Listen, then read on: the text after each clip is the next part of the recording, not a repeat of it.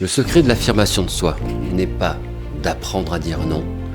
Le secret de l'affirmation de soi, c'est d'apprendre à supporter la réaction des gens quand on dit non. Et dans cette vidéo, je vais vous donner le truc qui permet d'y arriver. Bienvenue à tous, c'est Pablo Picasso pour Bien dans mes baskets. Pourquoi est-ce que c'est si difficile de s'affirmer?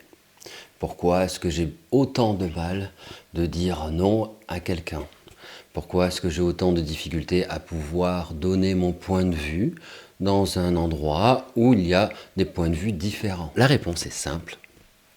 Lorsque je me retrouve en situation de m'opposer à quelqu'un par l'affirmation de soi, j'ai peur que cette personne ne m'aime plus.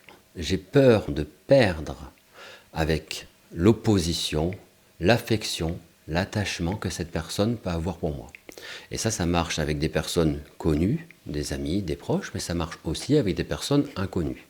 Alors, en règle générale, j'ai moins peur avec des personnes inconnues, puisque ces personnes, je vais peut-être jamais les revoir, mais il y a des personnes que je fréquente de loin, et j'ai envie d'être sympa avec eux.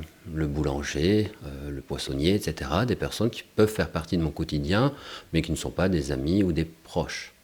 Si je m'affirme avec eux en m'opposant ou en les contrariant en quelque sorte, en tout cas c'est l'impression que j'ai de les contrarier, eh bien j'ai peur que leur regard sur moi soit négatif, qu'ils ne m'aiment pas, que je leur déplais, etc.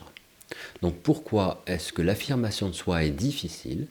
Parce que je pars du principe que si je m'affirme, je vais perdre des relations. Je vais perdre l'amour, l'amitié, je vais perdre l'affection, l'attachement que les gens ont pour moi.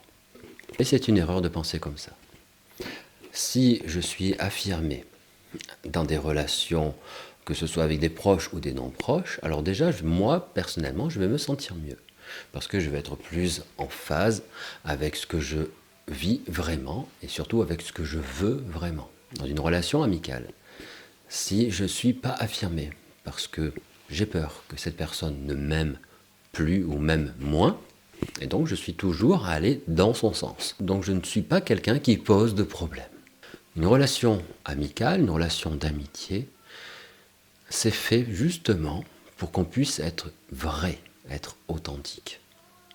Si dans une relation amicale, je ne suis pas vrai, parce que je suis simplement la personne que l'autre veut que je sois, la relation va devenir ou risque de devenir ou d'être superficielle et donc fragile. C'est pour ça que ne pas s'affirmer, surtout avec des relations des personnes qui comptent, est une erreur de croire que ça va abîmer la relation. C'est même l'inverse. Vous avez peut-être déjà constaté que ça peut être pénible, qu'il y a une personne dans un groupe ou une personne dans une relation à deux qui est toujours d'accord avec ce que je dis, avec ce que je veux, qui n'a jamais vraiment d'avis propre, qui n'a jamais d'envie, donc qui n'est pas en mesure de proposer ou de décider.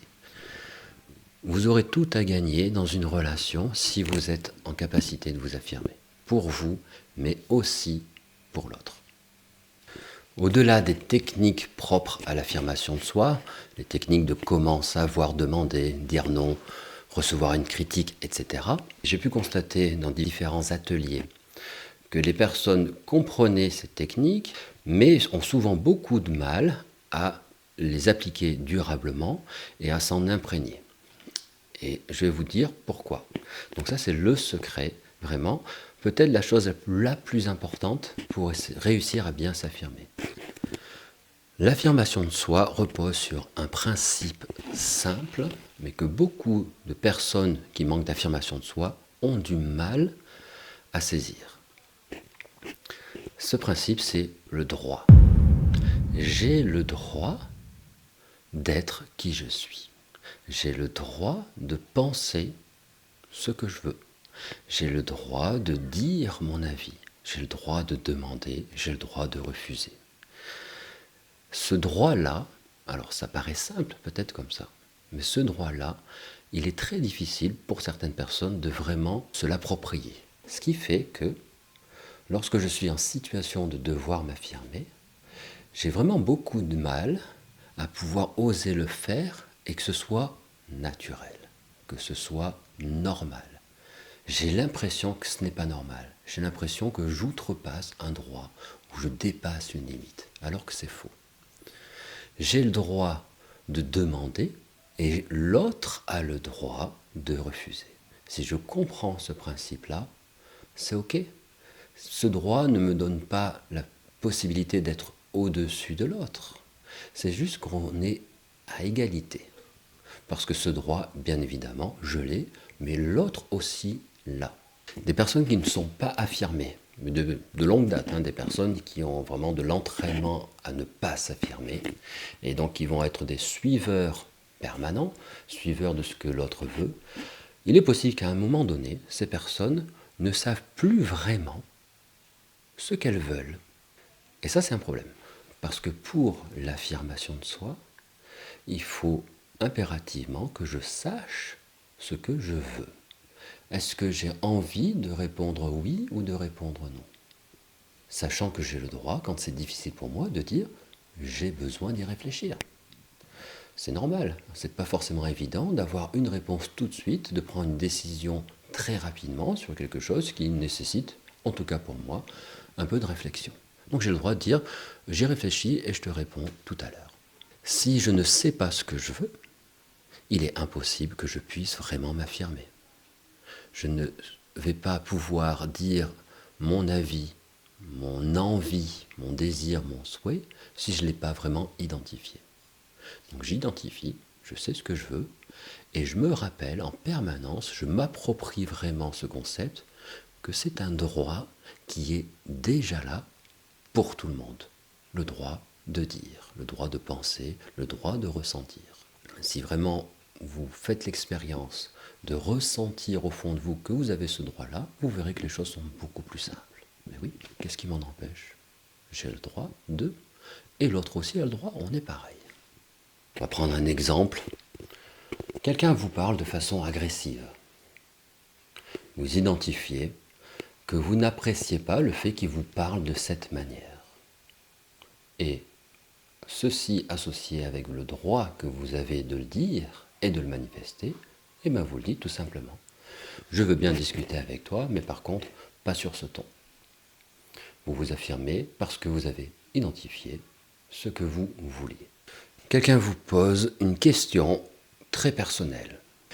Vous identifiez que ça vous dérange, et bien vous avez le droit de ne pas répondre.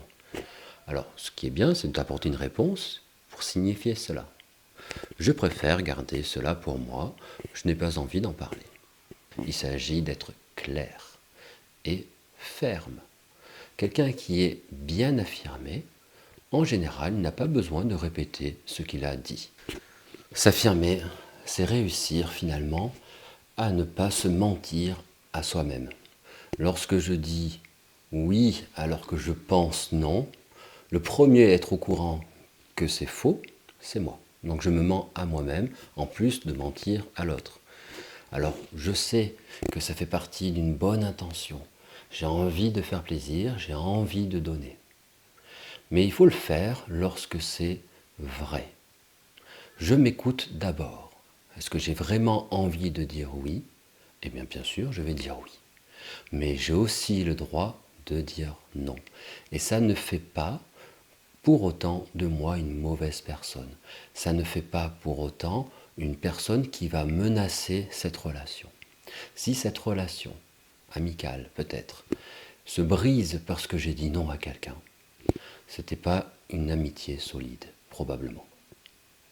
Vous avez le droit d'être comme vous êtes, vous avez le droit d'être fatigué, vous avez le droit de ne pas être disponible. Alors bien sûr, il faut trouver le juste équilibre, parce que entre amis, on peut s'aider, on peut se rendre service, mais le plus important, c'est entre amis, on est vrai. Si c'est ça que je veux, je vais l'exprimer. Si l'autre personne veut quelque chose de différent, elle va l'exprimer. Et après, on trouve un compromis. Bon, je m'arrête là pour cette vidéo. Voilà, dites-moi ce que vous en pensez en commentaire. Il y aura peut-être d'autres vidéos sur l'affirmation de soi à venir, puisque le sujet est assez vaste. Je vous remercie. Abonnez-vous si ce n'est pas encore fait. Je vous dis à très bientôt. Pablo Picasso. Ciao, ciao.